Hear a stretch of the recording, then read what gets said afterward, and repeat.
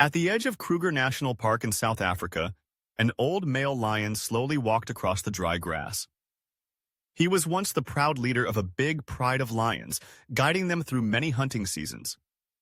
But over time, many hard fights had taken away most of his strength. His golden brown mane, once thick and beautiful, had become thin, messy, and faded. His eyes looked sunken and tired. Most of his sharp teeth were gone, with just a few left. You could see his ribs clearly under his rough skin, which had started to develop sores. Each step was heavy and shaky, with the heat and the dry grass making it even harder. The old lion could no longer hunt enough to feed himself. The younger and stronger lions had forced him out of the pride, leaving him to survive alone. For many days he had wandered across the land he once ruled. Sometimes he let out a weak roar, but no one answered. Hungry and thirsty, he searched for small pools of water, hoping to find some moisture. He tried many times to hunt antelope, but his weak teeth couldn't help him catch anything. The many scars on his body showed the battles he had fought and won. Now, they were only sad reminders of how nature chooses the strong. Tourists had seen the thin, weak lion from a distance. Some had taken pictures and sent them to the park rangers. When they heard the news, two rangers named Themba and Sipho talked about what they should do. They found out where the lion was last seen and got ready to go. They packed medical supplies, a tranquilizer gun, and some fresh meat. Kruger Park is huge, so it took them a long time to track the lion down. They knew it was dangerous to approach a wild lion, but seeing how tired and helpless the lion looked made them feel they had to help. The hot South African sun quickly soaked their shirts with sweat. Sipho carefully looked at the lion's footprints in the dry sand. Themba looked around slowly, trying to spot the old lion. At last, they saw it sitting under some thin trees, its head hanging low. The lion was gasping for air, eyes half closed, its body shaking from weakness. They stopped a few dozen meters away to watch carefully. Themba lifted the tranquilizer gun, ready in case the lion got aggressive, but seeing how weak it was made him hesitate. Sipho touched his friend's shoulder and said softly, "It's too weak. Let's try a different way." Without wasting time, they decided to move closer very slowly, making sure not to scare it. The lion opened its eyes slightly when it saw them, but stayed still. Sipho spoke softly, keeping his voice calm so the lion could get used to them. Themba walked closer with a piece of fresh red meat in his hand. The lion sniffed the air, unsure, but the smell of meat awakened its hunger.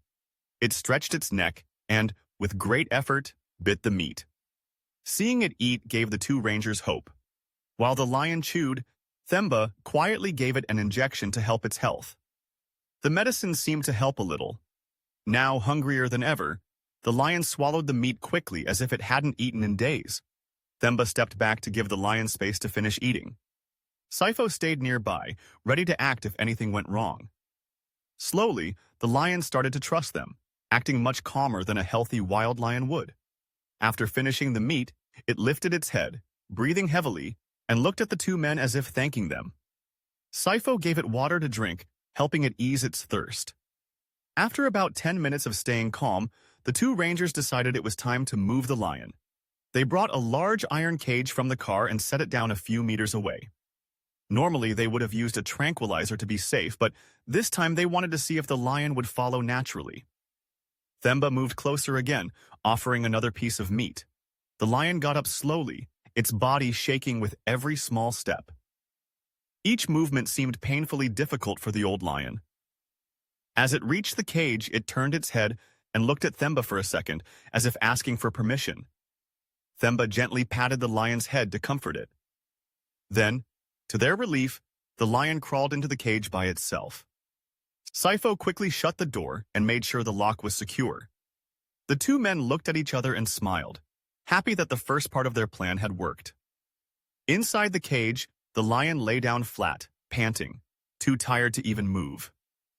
They quickly lifted the cage onto the truck, getting ready to leave the dry plains behind. The short but careful drive toward the animal care center began. They drove slowly to avoid shaking the truck too much. They also adjusted a net over the cage to protect the lion from the harsh sun. Many tourists saw the truck carrying the old lion and looked surprised. Sipho quietly told a few of them that they were rescuing the animal. When they reached the gate of the care center, other workers were ready for them. They gently moved the lion into a special cage lined with straw and shaded from the sun. The vets came quickly to check the lion's health. They found it was very underweight and had many wounds that needed treatment. They gave it antibiotics, cleaned and bandaged its sores, and gave it painkillers. Another vet checked its teeth and confirmed that almost none were still useful.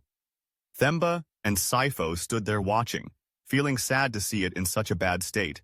But deep down, they knew they had given it one last chance at life. The wounded animals section at the park had a quiet place where the lion could rest. Every morning, staff would change its bandages and check if the infections were healing. At noon, they fed it minced meat or soft food it could easily chew. Now, the lion didn't need to hunt or fear being attacked. It just needed to rest and recover as much as it could. Weeks went by, and slowly the lion began to gain some weight. Its fur even looked a little better. Even though it would never be the strong leader it once was, at least it now had safety and care. Sometimes Themba would sit by the cage and talk to it quietly. Sipho made sure its food had enough nutrition. Sometimes the lion would gaze far off at the horizon, maybe remembering its old home. Of course, it would never return to the wild or rule over the grasslands again. But thanks to human kindness, the pain of loneliness had faded a little. As time passed, it got used to seeing Themba and Sipho around. It even gently rubbed its head against their hands sometimes, showing a small sign of trust. Life in the wild is very hard, but kindness can create small miracles. And so, in the final days of its life, the old lion lived surrounded by care and love, ending its brave story in Kruger National Park. Thank you, dear friend, for staying with us through this story. Please remember to like and subscribe to the channel Beast Whisperer to support our work.